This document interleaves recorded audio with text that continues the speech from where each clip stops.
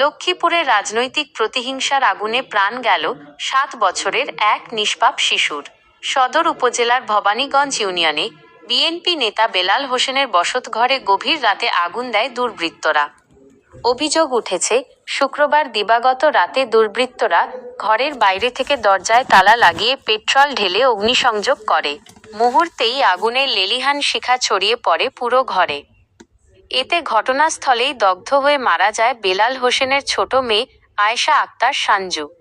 এ ঘটনায় বেলাল হোসেন, স্মৃতি আক্তার ও বিথি আক্তার সহ ৩ জন গুরুতর দগ্ধ হয়েছেন।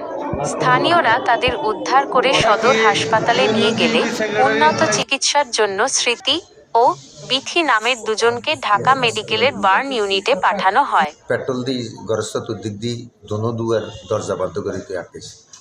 মেয়ে সুস্থ বার হয়েছি গিয়ে জন্য বাবারও কইছে পুলিশে শুরু গায় ৭ বছরিয়া ইগের উদ্ধার করতে যাইয়ে ইগে যাই আগুনের মধ্যে হচ্ছে গেছি। আলো এতটুকু একটা তালা সাদা। আমি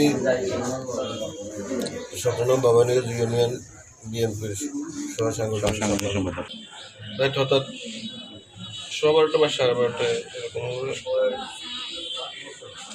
যে পাশে ঠুস করে উঠছে আগুনটা, যেখান থেকে লাগছে ওখানে কারেন্টের কোনো লাইন নেই, কিছুই নেই ওখানে। আমার মনে হচ্ছে যে বাইরে থেকে কোনো একটা ওখানে বাসার সাথে হিট দিছে, আগুনটা লাগে। তাৎক্ষণিক নিচে গিয়ে আগে লাগছে, ১০৪ কিন্তু পাকার উপরও আগুন জ্বলছে।